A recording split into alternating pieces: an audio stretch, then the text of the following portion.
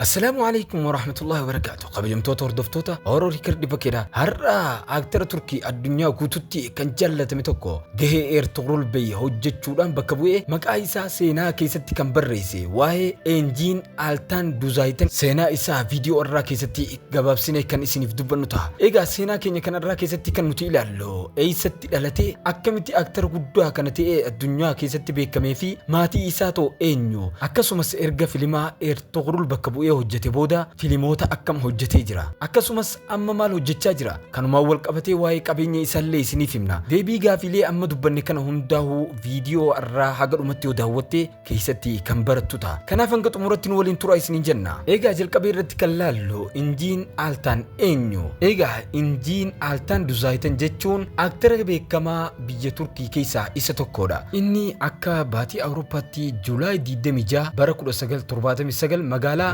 Karshiyaaka Izmir keessatti dhalate yeroo ijoollummaa isaa irraa kaasee tiyaatiraa fi aktarummaa baay'ee jaallata ture barnoota isaa yuunivarsiitii Dokuus Eylul keessatti kutaa tiyaatiraa xumuree gara Istaanbul deemuun hojii aktarummaa jalqabe erga yuunivarsiitii irraa bahee xumuree booda filima tokko fi akkasuma diraamaa xixiqqoo hedduu irratti hirmaatus yeroo sana maqaa isaa baay'ee hin beekamu ture egaa akkamitti nama beekamaa ta'ee addunyaa irratti moodela yookaan aktara jabaa addunyaa ta'e injiin aaltaan bara 2014 carraa jireenya isaa guutuu jijjiiru tokko isa qunname filima walitti fufaa torbaan hin deemu filima seenaa turkii keessaa isa guddaa kan ta'e Dirlis Ertuğrul yookaan du'aa ka'uu Ertuğrul keessatti gahee Ertuğrul bu'ee bakka bu'ee hojjete gahee isaa jabina haqaa fi amantii fi hooggansa waan agarsiiseef namoonni miliyoonaan lakkaa'aman addunyaa guutuutti isa jaallatan filimni walitti fufaan du'aa ka'uu Ertuğrul kun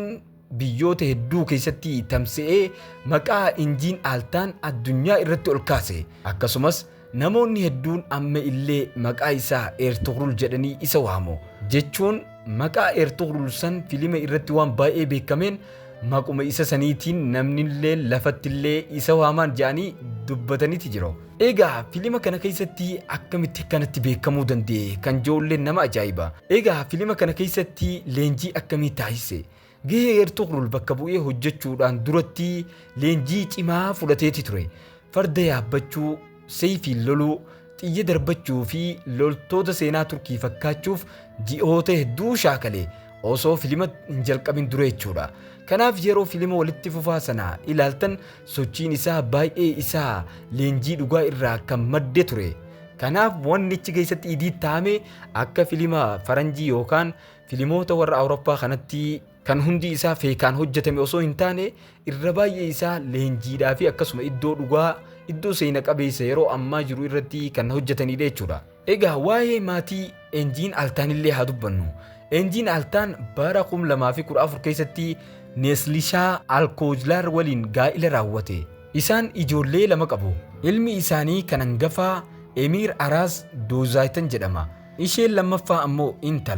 intalli isaanii Alaaraa Duzaayitan jedhamti yeroo boqonnaa injiin aaltaan maatii isaa waliin dabarsuun isa gammachiisa namoonni baay'een erga Ertuğrul booda filimoota akkam hojjete maal hojjete jechuun ni gaafatu dhugumatti hojiiwwan hedduu hojjeteeti jira isaan keessaa filimoota akka Kurshoon Barbaaros My Father Violin Chop Adam Dunya Varmosh TTV Masal Championlar Bir Adam Yartimak kan jedhamu walumaa galatti erga Ertuğrul booda filimoota siiriyeesii gurguddaa 7 hanga 8 irratti hirmaateeti jira egaa filimoota ammaan tan isinitti hime kanneen keessaa kan akka Ertuğrul irratti milkaa'anii jira hojiiwwan isaa keessaa tokko milkaa'ina gaarii argataniiti jiru garuu inni tokkolleen akka Ertuğrul gaasitti addunyaa kana guutuu hin raafne yookaan hin babal'anne garuu Barbaarosii fi Chop Adam ilaalcha gaarii argataniiti jiru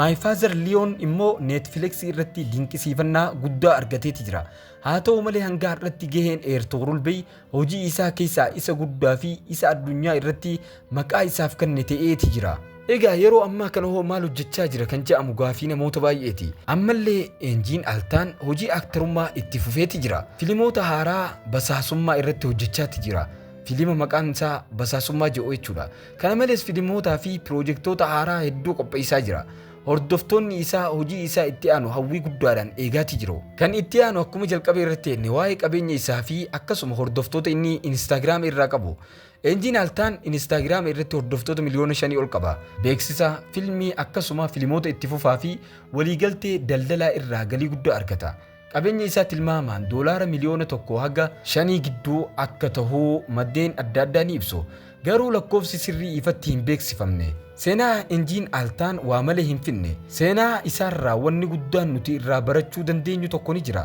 Milkaa'inni guyyaa tokko keessatti hin dhufu. Waggoota hedduu hojii xixiqqoo hojjechaa ture inni garuu obsa, hojii cimaa fi carraa sirriitti fayyadamuun